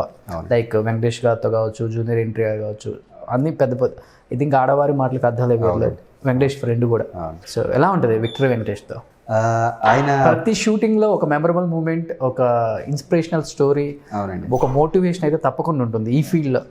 అయితే ఒక సందర్భం చెప్తా మీకు. నేను అప్పుడు నానక్రామగూడ స్టూడియోలో మేకప్ రూమ్లో నుంచి షార్ట్లోకి వెళ్తున్నానండి, సెట్లోకి వెళ్తున్నాను. సెట్లోకి వెళ్తుంటే నార్మల్గా నా రేంజ్కి ఎవరన్నా తెలిసిన వాళ్ళు hi sir, good morning sir అంటుంటారు.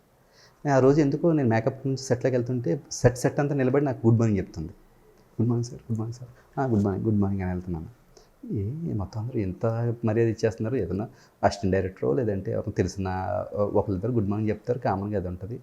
సెట్ అంతా లేచి గుడ్ మార్నింగ్ చెప్తుంది అంటే నాకు అర్థం కాలే. అలా నడుచుకుంటేనే చాలా హుందాగా గుడ్ మార్నింగ్ అనుకుంటే వెళ్ళిపోతున్నాను. వెళ్ళిపోయిన తర్వాత సెట్లోకి ఎంటర్ అయిన తర్వాత ఒక చెయ్య నన్ను ఇలా అంది వెనక నుంచి. వెనక్కి తిరిగి చూస్తే వెంకటేష్ గారు మేకప్ మ్యాన్ రాఘవ్ గారు. ఓకే. ఆ రాఘవ్ గారు వెనకాల చూస్తే వెంకటేష్ గారు ఉన్నారు. ఇంతసేపు వెంకటేష్ గారు వస్తున్నారు, వెంకటేష్ గారికి వస్తున్న గుడ్ మార్నింగ్లు అయ్యి నేను ముందు నడుస్తుంటే వెంకటేష్ గారు వస్తున్న విషయం నాకు తెలియదు. ఓకే. ఆ గుడ్ మార్నింగ్ నా ఏమనుకుని గుడ్ మార్నింగ్ చెప్పుకుంటున్నాను. వెంకటేష్ గారు పక్కన ఈయన రాఘవ్ గారు ఉంటారు ఇప్పుడు. ఓకే. ఆయన ఇక లాస్ట్లో నేను ఆయనకు అడ్డొస్తున్నాను చెప్పి అప్పుడు అన్నారు. అప్పుడు చూస్తే ఈయన ఎంతసేపు నాకు అనుకున్నాను, ఈయనకే అనుకుని ఆ తర్వాత పక్కకి వెళ్ళి రాఘగారు, ఏమండి రాఘగారు ఆ చెయ్యేదో ఆ చివరిలో వేసే కన్నా ఆ ఫస్ట్ వేసేస్తే పక్క తప్పుకుంటాను కదండి, అప్పుడు వేసారు ఏంటండి అంటే, యాక్చువల్లీ మీ ఫస్ట్ టైం మిమ్మల్ని ఇలా అందాం అనుకున్నాను, బాబు పర్లేదు వెళ్ళని అని చెప్పి అన్నారు ఆయన. మీరు వెళ్ళిపోతున్నారు, మీ వెనకాల మేము వస్తున్నాం అని చెప్పేసి అప్పటి నుంచి నాకు తల కొట్టేసినట్టు. ఏంటి సార్ నాకు తెలియదు కదా, మీకు ముందు నడిచాను సార్ అంటే, అయ్యో బరేవాడు అదే పెద్ద లైట్ తీసుకో అని చెప్పేసి ఆయన చాలా లైట్ తీసుకున్నారు. కానీ చాలా ఫన్నీ ఇన్సిడెంట్ అనమాట. ఓకే. బట్ వెంకటేష్ గారు కూడా బాగా ఆయన నవ్వుకుని ఉంటారు, వీడిని అనుకుని వీడు గుడ్ మార్నింగ్ చెప్పేస్తున్నాడు అని చెప్పి ఆయన నవ్వుకుని ఉంటారు. కానీ ఆయన ఎప్పుడు చూసి నాకు ఇది గుర్తొస్తుంటుంది. మేము ఇద్దరం మళ్ళీ మేమంతా ఫారెన్ కూడా ట్రిప్కి వెళ్ళి, అది చిన్న ఆ సినిమాలో మేము బయట ఫారెన్ ట్రిప్కి నేను, త్రిష, తర్వాత వెంకటేష్ గారు, జీవా గారు ఇదంతా ఫారెన్ ట్రిప్కి వెళ్తాం. అప్పుడు కూడా రాఘు గారితో అప్పుడప్పుడు చెప్పుకుంది, సార్ మీరు భలే చేశారు సార్, ఆ చెయ్యేదో కొంచెం ముందే అనేస్తే పోయేది కదా అని చెప్పేసి ఇప్పుడు నవ్వుకునేవాడు అనమాట. సో అదొక ఫన్నీ ఇన్సిడెంట్ ఆ సినిమాలో. ఎలా ఉంటుంది సెట్లో వెంకటేష్ గారు? ఆయన ప్రొడ్యూసర్స్ అని కదండి. అవును. ఆయనకి ఖర్చు ఎక్కడన్నా వేస్ట్గా అయిపోతుందంటే చాలా చాలా ఫీల్ అయిపోతారండి. అండ్ అగైన్ నేను చూసిన ఏకైక హీరో ఏంటంటే, ఒకసారి ఒక టేబుల్ని తీసి పక్కన పెట్టాలి. ఆర్ట్ డిపార్ట్మెంట్ అసిస్టెంట్స్ ఉంటారు, వాళ్ళు పెద్ద టేబుల్ అది 3 కార్నర్లోని 3 పట్టుకున్నారు, ఇంకొకటి గురించి వెయిట్ చేస్తున్నారు. ఈయన ఎప్పుడు చూసారు ఎలా చూసారు తెలియదు, ఎవరిని చెప్పకుండా ఈయన ఫ్రంట్ రండి అని చెప్పేసి అది తీసి పక్కన పెట్టేశారు. అసలు ఏ హీరోని నేను అలా చూడలేదండి. ఎంత పెద్ద హీరోని కూడా ఒక ఆర్ట్ అసిస్టెంట్కి ఒక పక్కన ఒక చెయ్యేసి లేపేసి పెట్టేసి హీరోని ఎప్పుడు చూడలేదు. ఆయన అంటే ఆ టైం ఆయన క్యాలిక్యులేషన్ ఏంటంటే, ఇప్పుడు 3వ గురించి 4వ గురించి వెయిట్ చేస్తే ఒక అరగంట వెయిట్ చేయాలి. అరగంట వెయిట్ చేస్తే అక్కడ ఆ రోజు జరిగే 5 లక్షల ఖర్చు నుంచి 6 లక్షల ఖర్చు, అది పర్ మినిట్ ఎంత అవుద్దని నాకు తెలుసు అదే ప్రొడ్యూసర్స్ అనగా. అది ఆయన అసలు భరించలేరు. ఆ విషయంలో వెంకటేష్ గారు చాలా great, very down to earth ఆయన కూడా. చాలా చాలా మంచి హ్యూమన్ బీయింగ్, మంచి బుక్స్ చదువుతారు ఆయన, మంచి ఫిలాసఫీ ఉన్న వ్యక్తి, చాలా చాలా మంచి వ్యక్తి. ఆయన కూడా ఎక్కువగా ఈ రమణ మహర్షి ఆశ్రమం వీటిని ఎక్కువ నమ్ముతుంటారు, వెళ్తుంటారని నేను విన్నాను. నేను విన్నాను, నాకు తెలియదు, బట్ మంచి బుక్స్ చదువుతారని మాత్రం తెలుసు నాకు. ఓకే, బుక్ లవర్స్ ఎక్కువ ఉన్నారు అయితే అవును, మన ఇండస్ట్రీలో. మన ఇండస్ట్రీలో అసలు ప్రభాస్ బుక్ లవర్ అంటే నేను నమ్మలేకపోతున్నాను ఇప్పుడు కూడా స్టిల్. ఆయన మంచి బుక్స్ చదువుతారండి. అవునా, సూపర్ సూపర్. ఆ బుక్ ఏంటో చెప్పారు మీరు? Fountain head. నాకు మెసేజ్ పెట్టండి ప్లీజ్. డెఫినెట్లీ. మీ దగ్గర ఉందా బుక్? అది నా దగ్గర ఉందండి. మీరు చదివేశారా? నేను చదివేసా, బట్ అది నేను ఇవ్వను మీకు, ఎందుకంటే అది ఒక రకంగా ఒక భగవద్గీత లాగా, ఒక బైబిల్ లాగా, ఒక ఖురాన్ లాగా, అది మధ్య మధ్యలో మనం ఇన్స్పైర్ చేసేటప్పుడు మనం ఏదో ఒక పేజ్ తీసి చదివామంటే. ఇంగ్లీష్ మొత్తం? ఇంగ్లీష్ ఉంది, తెలుగు ఉంది. ఓకే, రెండు ఉన్నాయి. నేను తెలుగు చదివా. ఓకే. ఈవెన్ మన రామ్ గోపాల్ వర్మ కూడా, రామ్ గోపాల్ వర్మ చదివాడు అది. ఆయన్ని చాలా ఇన్స్పైర్ చేసిన బుక్ అది. దాని రెండు పరిసరాలు ఉంటాయి. సరే, ఆ బుక్ చదివేటప్పుడు నాకు ఏమైనా డౌట్స్ వస్తే మీకు ఫోన్ చేయాలా, ప్రభాస్కి ఫోన్ చేయాలా? మీరు ప్రభాస్ గారికి ఫోన్ చేయండి. జూనియర్ ఎన్టీఆర్తో కూడా వర్క్ చేస్తున్నారు. అవునండి. ఎలా ఉంటుందండి ఎన్టీఆర్ గారితో? ఆయన ఎనర్జీ లెవెల్స్ అన్కంపారబుల్ అండి. ఆయన యాక్టింగ్ స్కిల్స్ కానీ, లేదంటే ఎనర్జీ లెవెల్స్ కానీ, ఆయన సెట్లో ఉంటే సెట్ అంతా కూడా ఒక గలగలగలమని ఉంటుంది. ఆయన ఒక ఎనర్జీ, ఆయన ఎక్కడుంటే అక్కడ ఎనర్జీ, వైబ్రేషన్. నేను ప్రతి వ్యక్తిని చూసినప్పుడల్లా నాకు ఎందుకో ఈ స్థాయిలో ఈ వ్యక్తిని చూస్తానేమో అనిపిస్తూ ఉంటుంది. ఆయన్ని, నా కోరిక, ఆయనకు ఇంట్రెస్ట్ ఉందో లేదో తెలియదు కానీ ఆయన చీఫ్ మినిస్టర్గా చూడాలని నా కోరిక. జూనియర్ ఎన్టీ గారిని ఎందుకని అంటే ఆ ఫ్యామిలీ ఇండస్ట్రీ వాళ్ళు ఎక్కువగా ఇప్పుడు పవన్ కళ్యాణ్ అయితే బాగుండు అనుకుంటున్నారు, అంటే జూనియర్ ఎన్టీఆర్ ఇప్పుడు కాకపోవచ్చు. పవన్ కళ్యాణ్ గారు మేబీ నెక్స్ట్ ఎలక్షన్స్కో ఎప్పుడో ఆయన అవుతారు కానీ, బట్ ఈయనకి చాలా టైం ఉంది, ఇంకా చాలా యంగ్ కాబట్టి ఇన్ ఫ్యూచర్ ఎప్పటికప్పుడు ఆయనకున్న ఎనర్జీస్ కానీ, ఆయనకున్న తెలివితేటలకు కానీ, ఆయనకున్న మెచ్యూరిటీ లెవెల్స్కి కానీ. ఏ పార్టీ నుంచి అవ్వాలని? ఏ పార్టీ ఆయనకి పార్టీలు ఇటులు. నేను రాజకీయాల గురించి లేదంటే ఇది గురించి మాట్లాడలేదు, నాకున్న ఆయన మీద ఉన్న లవ్తో మాట్లాడుతున్నాను. మామూలుగా అసలు ఏ పార్టీ నుంచి అయితే బాగుంటుంది? పార్టీ మనకి ఎందుకండి, టీడీపీ నుంచా? మన పార్టీలు అనవసరం, లేకపోతే ఏ పార్టీ నుంచి అయినా పార్టీ అవును వస్తుందా? ఆయనకున్న ఫ్యామిలీ హిస్టరీకి కానీ, లేదంటే ఆయన ఉన్న ఈ మెచ్యూరిటీ లెవెల్స్. అంటే ఎప్పుడోనండి ఆయన ఫస్ట్ సినిమా స్టూడెంట్ నెంబర్ 1 కన్నా ముందు, స్టూడెంట్ నెంబర్ 1 తర్వాత నాకు గుర్తులేదు కానీ, ఆయన అది చాలా చిన్న వయసు, ఆయనకు 18 సంవత్సరాలు 17 సంవత్సరాలు ఆ రేంజ్లో ఉంటుంది. ఆయన మీలాంటి యాంకర్ అమ్మాయి అడిగింది, మీకు కాబోయే అమ్మాయి మీకు ఎలా ఉండాలనుకుంటున్నారు అంటే, ఎలా ఉండాలనుకుంటున్నారు ఏదో అడిగింది. అయితే 17-18 సంవత్సరాల కుర్రాడికి ఆ ఆన్సర్ ఎలా ఇచ్చారంటే, మా అమ్మలా ఉండాలనుకుంటున్నానండి అన్నాడు. టీవీ ఇంటర్ నాకు ఎప్పటికీ గుర్తుంది. ఏ మెచ్యూరిటీ ఏంటి, ఈ వయసు ఏంటి, ఆయన ఇచ్చిన సమాధానం ఏంటి అనిపించింది నాకు. సో ఆ కైండ్ ఆఫ్ మెచ్యూరిటీస్ కానీ, ఇంకా ప్రపంచం మీద ఆయనకున్న నాలెడ్జ్ లేదంటే ఇది కానీ నాకు చాలా ఇష్టం. అందుకని తనతో బాగా గుర్తుండిపోయిన మెమరబుల్ మూమెంట్ ఏమైనా గుర్తుందా మీకు షూట్లో? అంటే మేము పోలిస్తే ఇప్పుడు ప్రభాస్ గారి కాంపౌండ్లో అయితే మేము ఫ్రెండ్స్ కాబట్టి ఆ క్లోజ్నెస్ అయి ఉంటాయి. యాజ్ యాక్టర్గా, చిన్న యాక్టర్ నేను. చిన్న యాక్టర్ పెద్ద యాక్టర్ ఉండదండి యాక్టర్స్ దగ్గర అస్సలకి. అది కాదండి, అంటే నేను చెప్పేది ఏంటంటే అంత క్లోజ్ అసోసియేట్స్ కాదు మేము. చూసినంతలో హీరో అంటే ఆ ఎనర్జీ కానీ, ఆయనకుండే ఆ చర్చమే కానీ ఆయన చూసి మేము వండర్ అవుతూ ఉంటాం. మీ 25 బ్యాచ్ ఎప్పుడైనా యాడ్ అయ్యారా ఆయన? ఎలాగండి? ఎన్టీఆర్ గారు ఎప్పుడైనా యాడ్ అయ్యారా మీ పికాక్ గ్రూప్లో?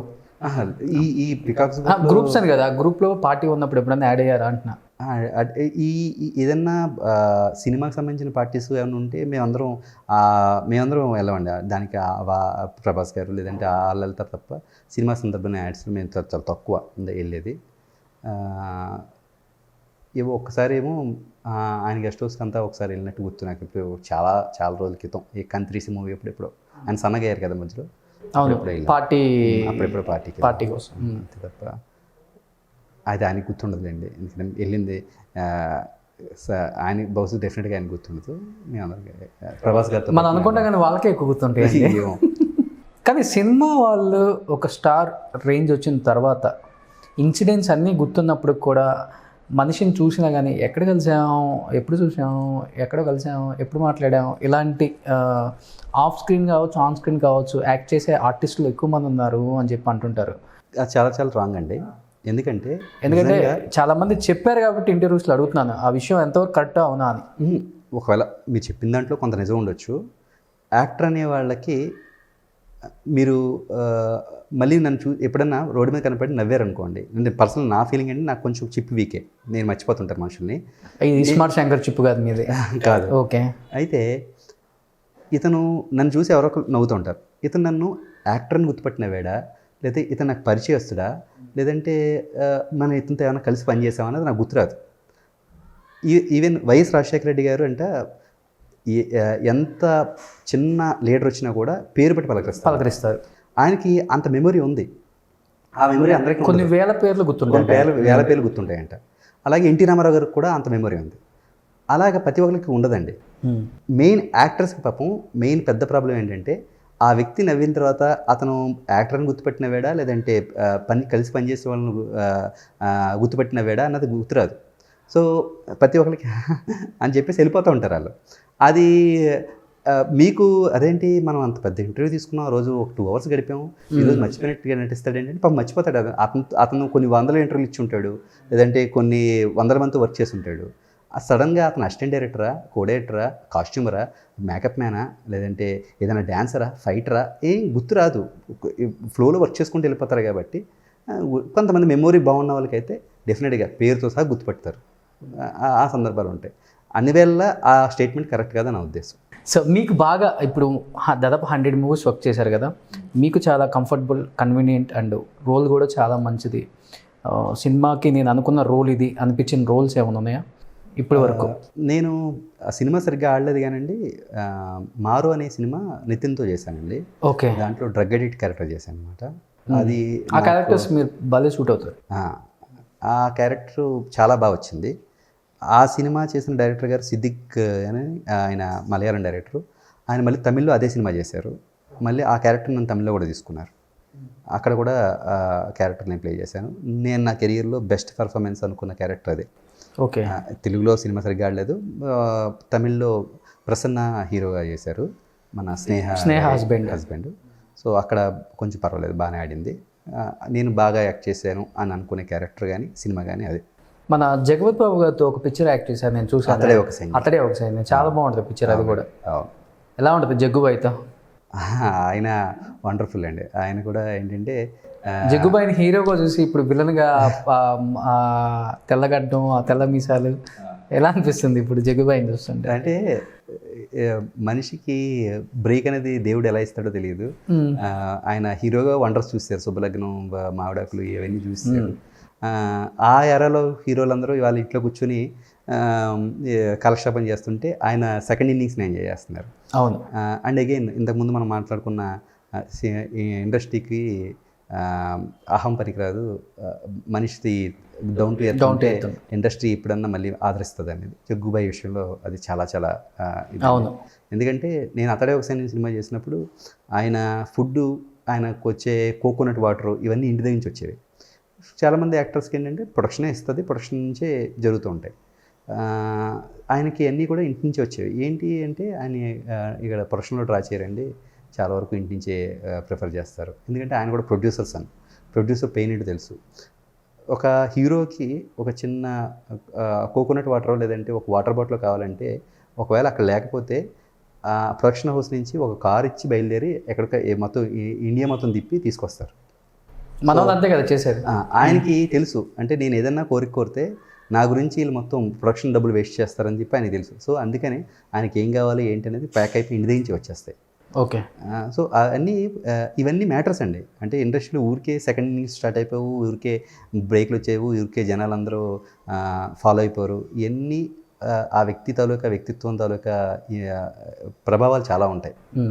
ప్రజల్లోకి పాజిటివ్ వైబ్రేషన్ చాలా బాగా వెళ్తుంది. నెగిటివ్ ఎలా వెళ్తుందో పాజిటివ్ కూడా ఎలా వెళ్తుంది. మనం చాలా అనుకుంటాం, అరే నా మంచితనం పనికి రావట్లేదు, నా మంచితనం వేస్ట్ అయిపోతుంది, అసలు ఏంటిది అనుకుంటాం. కానీ మంచితనం కూడా దాని పని చేసుకుంటూ వెళ్తుంది. చాలామంది చెడే ఎక్కువ ప్రభావం చూపిస్తుంది, మంచి ప్రభావం చూపించదేమో అనుకుంటారు. కానీ మంచి కూడా చూపిస్తుంది. బట్ మంచి కొంచెం లేట్ అవ్వచ్చేమో తప్ప డెఫినెట్గా దాని ప్రభావం కూడా ఉంటుంది. బాగా ఏదన్నా మంచి మూమెంట్ గుర్తుండిపోయిందా ఉందా మీ ఇద్దరికి సినిమా షూటింగ్లో, జగ్గుబాయికి మీకు? ఆయనతో ఏంటంటే మేము సక్సెస్ టూర్కి వెళ్ళాం. నేను కృష్ణారెడ్డి గారు, జగత్ బాబు గారు ఒకే కారులో వెళ్తా ఉన్నాం. ఇక్కడ హైదరాబాద్ నుంచి స్టార్ట్ అయ్యి వెళ్తుంటే అప్పుడు మనకి అంత మెచ్యూరిటీ లేవు, వయసు కూడా అంత పెద్ద కాదు. మాకు ఫుడ్ ఏదో కారులోకి ఇచ్చారు తినడానికి. తినేసి అప్పటికి ఇదే 22-23 ఏళ్ళు ఉంటాయి. తినేసిన తర్వాత ముగ్గురు తిన్నాం. తర్వాత నేను కారు విండో తీసి బయటికి వేస్తాను. వేస్తే ఏంటి అని చెప్పేసి ఆయన తిన్న తర్వాత ఆయనది, కృష్ణారెడ్డి గారిది ఒక ప్యాకెట్ పెట్టి కారు పక్క కాపి ఒక మైల్ స్టోన్ ఏదో హైవేలో పక్క కాపి ఆ పక్క డస్ట్బిన్ కూడా కదలండి, ఊరికే పక్కన వెళ్ళి పక్కన పెట్టి వచ్చారు ఆయన.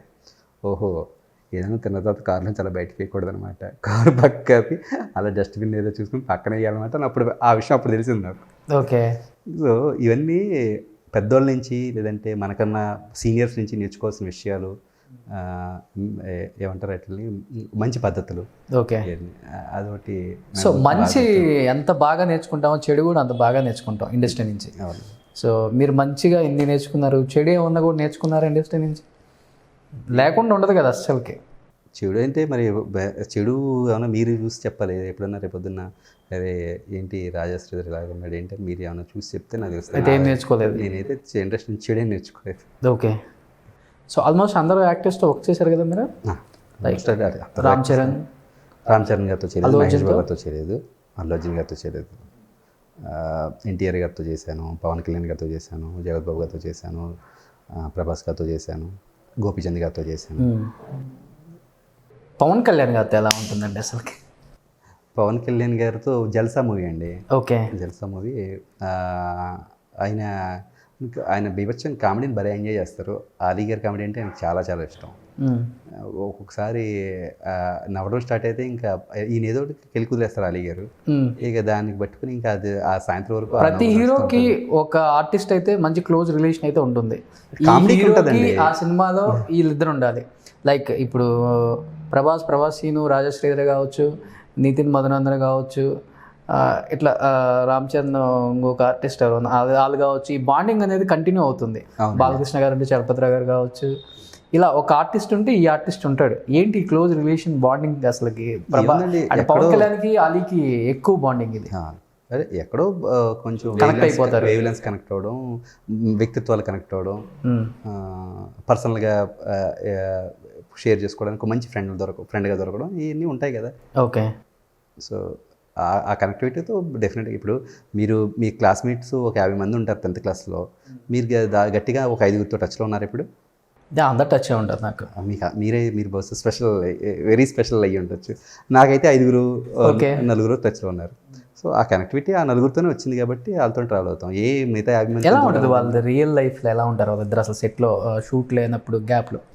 పవన్ కళ్యాణ్ అండ్ అలీ గారు ఏ సిచ్యువేషన్ ఉన్నా కామెడీ చేయగలుగుతారండి ఆయన. సో ఏంటంటే హీరోస్కి ఉండే ప్రెజర్స్, వాళ్ళకు ఉండే వీటితో ఈ కామెడీ అనేది వాళ్ళని చాలా రిలాక్స్ చేస్తుంది. ఆ రిలాక్సేషన్స్తో వాళ్ళకి ఆ బాండింగ్ అనేది ఏర్పడుతూ ఉంటుంది.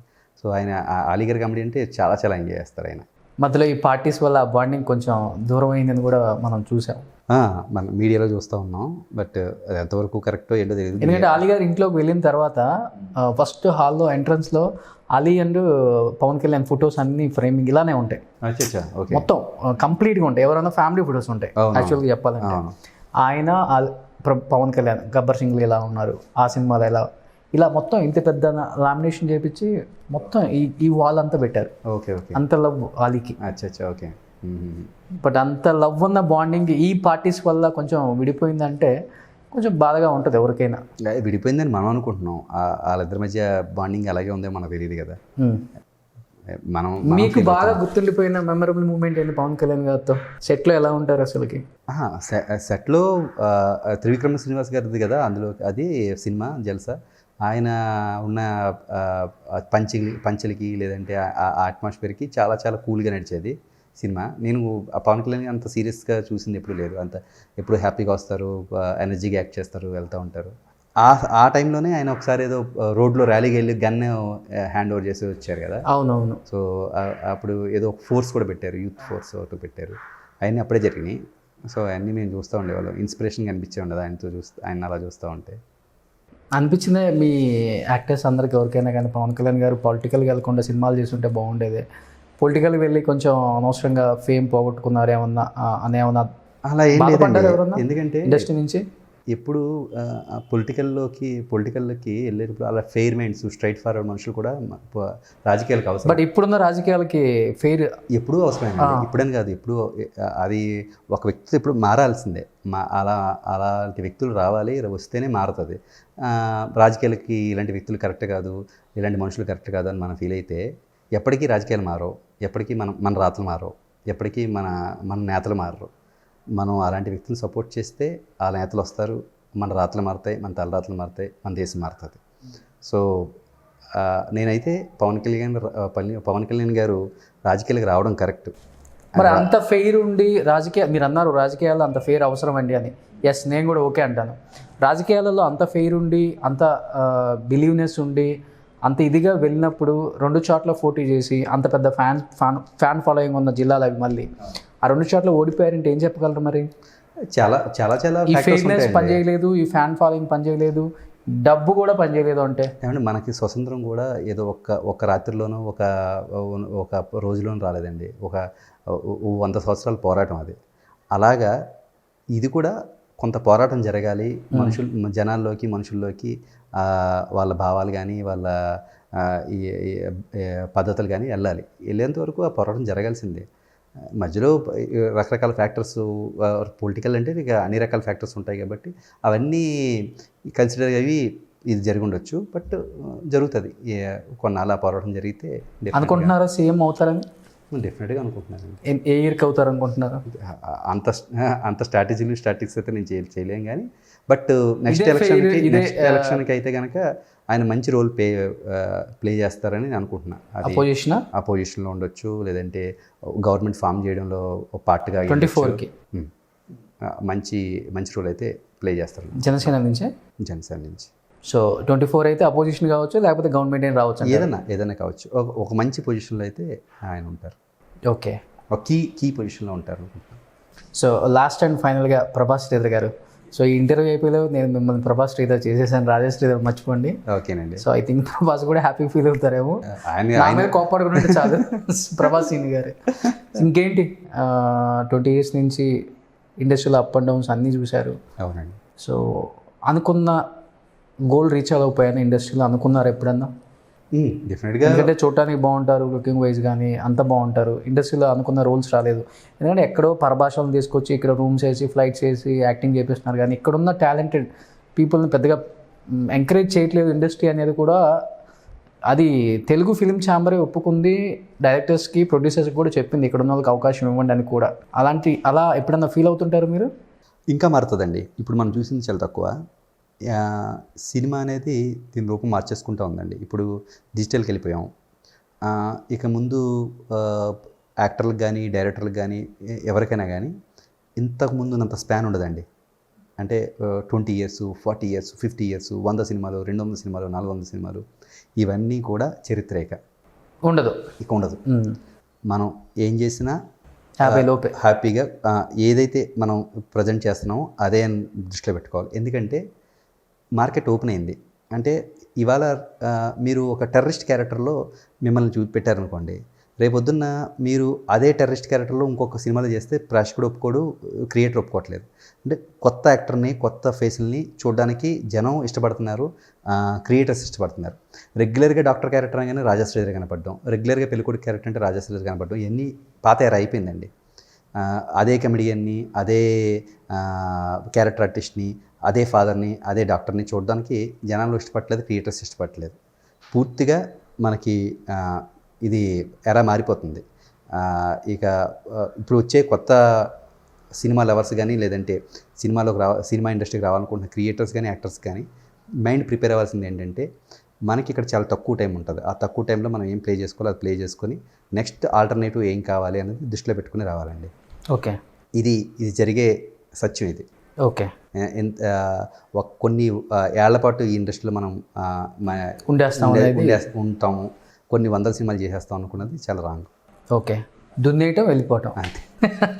సో మీరు ఇప్పటిదాకా దున్నేశారు, మళ్ళీ ఇంకొకసారి దున్నేసి రావాలని మేము కోరుకుంటున్నాం. So thank you so much Sridhar garu. Thank you very so much. నిజంగా wonderful time with you. So నిజంగా నాకు కూడా చాలా హ్యాపీ అనిపించింది. మిమ్మల్ని ఏమన్నా రిస్క్లో పెట్టుంటే I'm very very very sorry. ఏం రిస్క్లో పెట్టే క్వశ్చన్స్ ఏం లేవులేండి. ఓకే, చాలా ఫన్నీగా వెళ్దామని అనుకున్నాను, అంటే రెగ్యులర్గా వెళ్ళే ఫ్లో కాకుండా. So people they want to know industry అనేది ఎలా ఉంటుంది, ఇండస్ట్రీలో ఫ్రెండ్స్ బాండింగ్ అనేది ఎలా ఉంటుంది.